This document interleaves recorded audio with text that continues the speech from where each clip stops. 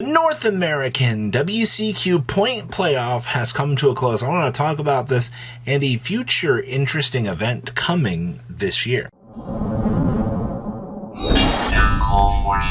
Make sure you guys smash the crap out of that subscribe button so you guys don't miss out on more awesome content. Now, I do want to start off things here and say good morning, everybody. It is super early Saturday morning here. We've been plowing through cases upon cases of Infinite Forbidden just to, get stuff open. We have a case tournament ourselves tonight, so that's pretty crazy to be working on. But our top 16, I wanted to talk about the point playoff because this is going to be very representative of the weekend, in my personal opinion. You're going to have a lot of people out here that are going to be looking at this and they're going to be like, this is what we're going to be dealing with. So starting off over here with your top 16, you did have one Labyrinth duelist entering into the arena. I think that you had the diversity options of players bringing decks that they chose to think that they could counter the meta with, which was Labyrinth. We did have Musketeer Fiendsmith, which was actually kind of crazy to see.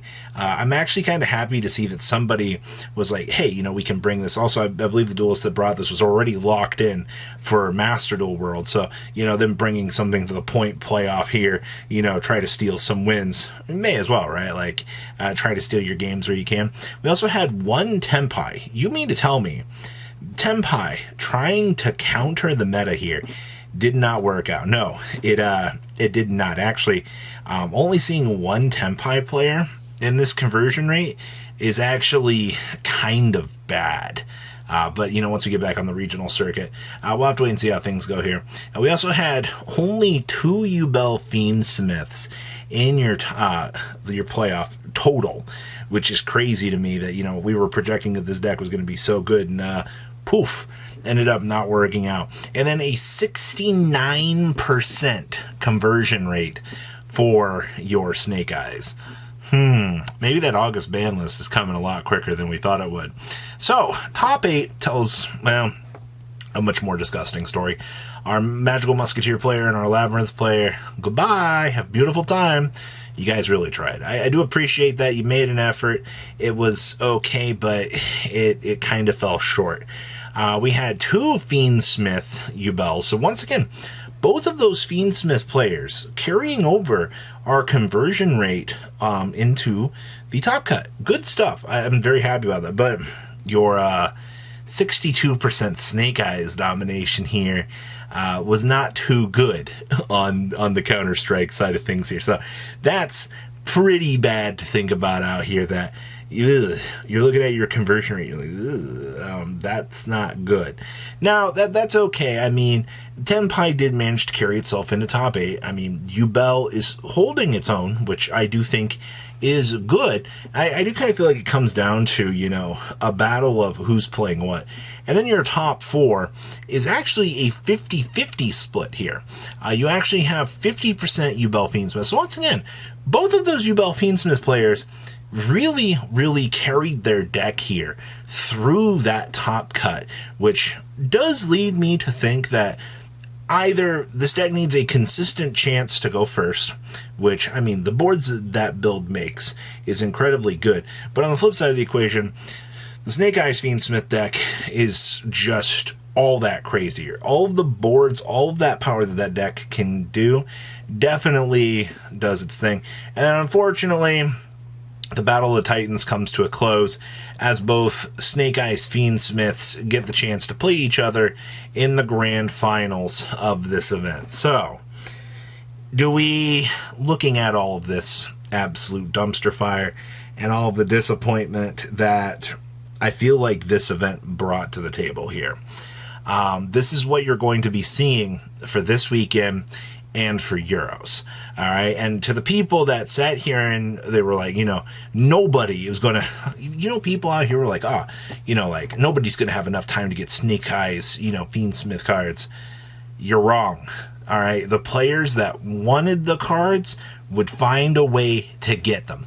Do not ever underestimate the ability of this community to find resources and to get things that they need. All right. And there's a reason why you are seeing this. Also, I do believe there were some people that could not get the chance to make the point playoff because of the whole cybersecurity. Well, not cybersecurity, the whole Microsoft blue screen sitting back at the airport. So, maybe we didn't quite have the representation and things that we would have liked to have seen out here. It could have been a different story, sure. But your European WCQ and your NAWCQ this weekend. Our next ban list is in August. Konami is probably going to look at the results that they were expecting out of this, which... Hi, Snake Eye Fiendsmith. How are you? I never would have guessed that this package would lead to such crazy domination. And I can already tell you, later today, you're going to be fatigued out of your mind watching these matchups. You're just going to be purely just disgusted. And you're going to be like, yay, combo. The fact this deck has an Omni Negate on top of itself, I think it's our real problem out of all of this. But... we'll wait and see. Maybe there's some secret weapon out there. Doubt it. But, I mean, who are we to go, maybe there is something to this. But we will have to wait and see. Now, I want to pass on over to a discussion about the WCQ. So, for those of you that don't know, later this year, at the 7th and 8th, is going to be the return of the World Championship OTS celebration event. Now, for those of you that have no idea what in the world this was, because the last one of these we had was back in 2019. And I know a lot of people were really bummed out last year that, we didn't have Worlds envelopes or a celebration at our local stores for this. And everybody is out here, it's like, it sucks Worlds is an open event this year. Like, I hate Konami for this. This is back. Like, I don't care personally about Worlds being open. I'm just happy that we have the OTS celebrations back. All right, like, you get to go down to your locals and you get the chance to get the envelopes.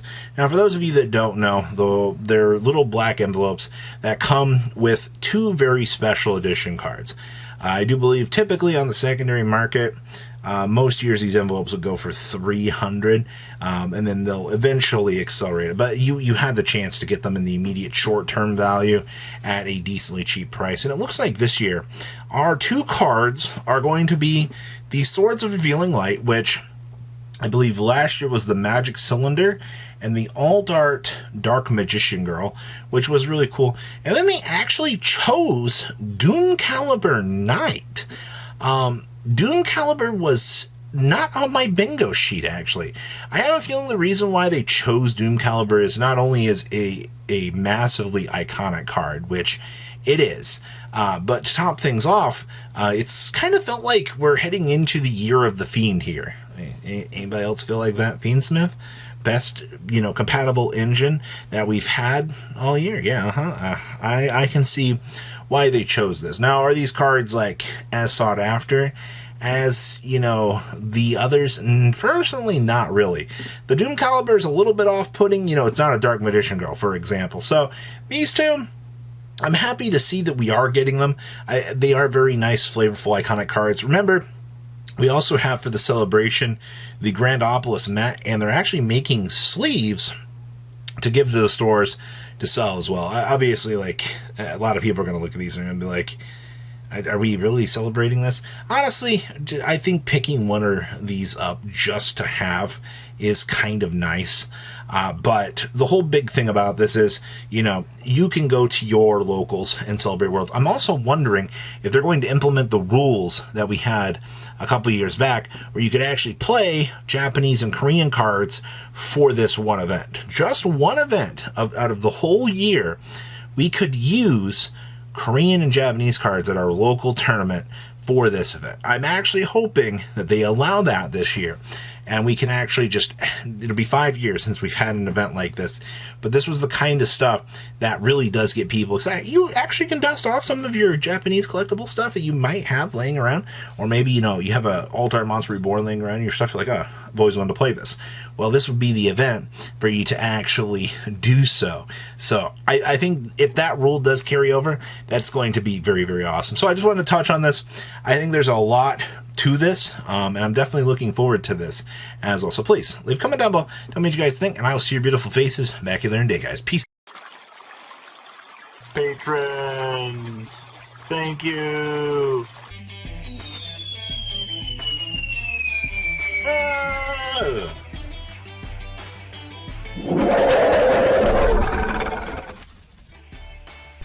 Thank you so much for watching. Check out these other videos.